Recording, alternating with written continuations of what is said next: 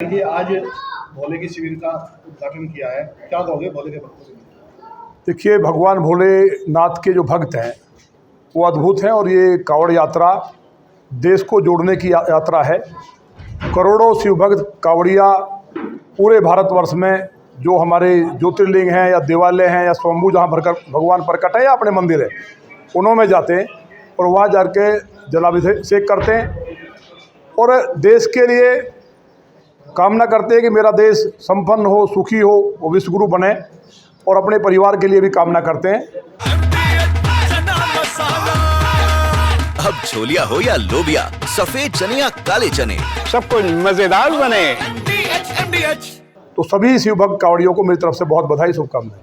विधायक जी फाइल के लिए क्या उदयपुर फाइल में तो मदनी ने लगाई है कि कन्हैया पिक्चर नहीं आई, उसके बारे में आपका क्या कहना है? देखिए, जो उदयपुर फाइल है वो एक सच्चाई है समाज की। किस तरह निर्ममता से कन्हैया लाल का कत्ल किया गया उसको ना दिखाया जाए, उसके लिए जो मोहम्मद मदनी साहब हैं उन्होंने जो रीट दायर की है ये बहुत शर्मनाक और दुर्भाग्यपूर्ण है। कश्मीर फाइल आई, केयर फाइल आई, केरला की जो फाइल है वो तब भी आई, लेकिन पिछले कुछ दिनों से देवबंद फतवा जारी करता था कि गाय नहीं कटनी चाहिए। गाय कटने पे वो फतवा जारी करता था और लोग मानते थे कि अच्छे लोग हैं, लेकिन मोहम्मद मदनी पिछले कुछ दिनों से लगातार जहर उगल रहे हैं, देश का माहौल ख़राब कर रहे हैं। तो या तो कहीं ना कहीं वो दबाव में है कट्टरपंथी मुल्कों के, लगातार उनकी जो जिस तरह की उनकी जो लगातार सोच है। आप बताओ, पुलवामा में इतनी बड़ी घटना हुई, एक दिन बोले क्या? कन्हैया का जब मर्डर हुआ, जब निर्ममता से हत्या की गई, एक मुंह से निकला सब जो आज वो फाइल पे जो रिट दायर करने गए हैं।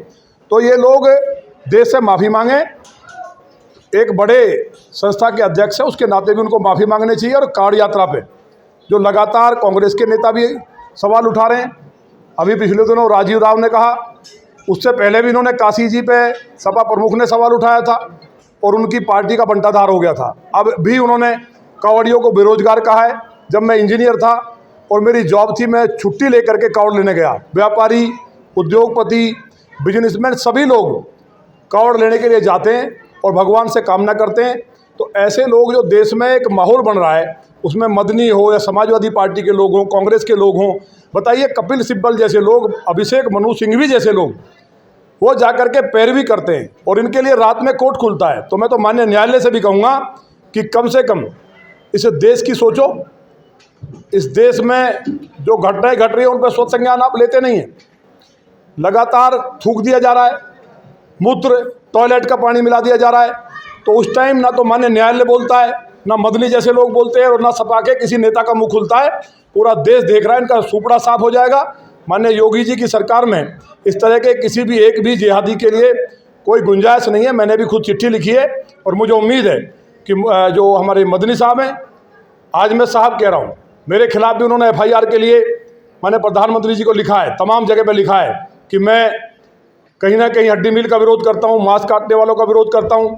तो जिहादियों के पक्ष में आकर के मेरे खिलाफ लिखें, कोई बात नहीं, लेकिन वो ये सब करते करते देश के खिलाफ और जिहाद फैलाने के खिलाफ आ गए। जो लव जिहाद चल रहा है, बेटियों को काट दिया जा रहा है, एक दिन मदनी का मुंह नहीं खुलता है, एक दिन सपा के लिए वो लोग नहीं बोलते हैं। मुझे उम्मीद है कि ये फतवा जारी करेंगे और कांग्रेस के लोग और सपा के लोग माफ़ी मांगेंगे देश से, और मदनी पूरे देश से माफ़ी मांगेंगे कि मैं इस जिहादी मानसिकता से वापस आऊँगा और तमाम प्रकार के जिहाद पे फतवा जारी करूँगा। जो लव जिहाद करेगा उसका सिर कलम हो या उनको फांसी दी जाए, इस तरह की मांग मैं करूँगा। राशन के मामले में क्या कहेंगे कि राकेश टिकैत कह रहे हैं कि उत्तर प्रदेश सरकार के सारे अधिकारी जेल में होंगे, एक राशन का जो गेट आउट वाला। देखिए, वो अपना व्यक्तिगत मामला हो सकता है। इकरा हसन जी का क्या मामला है ये मुझे नहीं जानकारी है, लेकिन टिकैत बंधुओं को भी हर बात में बोलने से बचना चाहिए। उन्होंने भी कांवड़ियों पर जो टिप्पणी की, मैं समझता हूं कि वो अपने समाज की नज़रों में भी बहुत नीचा गिर चुके हैं। आज उनको कोई अपने पास बैठाने को तैयार नहीं है। और मैं तो एक बात ओवरऑल सबके लिए कह रहा हूं, जिसने किसी ने भी शंकर जी के भक्तों के ऊपर टिप्पणी की या भगवान भोलेनाथ का विरोध किया है, उनके तीसरे नेत्र से वो भस्म हुए। मेरे यहाँ भी एक अधिकारी ने रामकथा में प्रयास किया था, आज तबाह और बर्बाद है, आने वाले समय में और बर्बाद हो जाएगा। अधिकारी शानदार काम कर रहे हैं और लॉ एंड ऑर्डर का उदाहरण सब जगह दिया जा रहा है। माननीय योगी जी की सरकार शानदार काम कर रही है, इसलिए टिकैत के सर्टिफिकेट की कोई जरूरत नहीं है। उत्तराखंड के अंदर अब प्रार्थना में गीता का पाठ कराया जाएगा, लेकिन मौलानाओं ने इस पर आपत्ति जताई है। देखिए, मौलाना जो हैं ये सारे के सारे बेचारे हिंदू हैं। भारत में कोई मुसलमान तो है नहीं। अगर कुछ तुर्क हैं, थोड़े से छोड़ दो, मैक्सिमम 10 लाख होंगे। कई बार ओवैसी चिल्लाता है, वो भी कहता है जी मेरे 2-6 पीढ़ी पहले मेरे दादा हिंदू थे।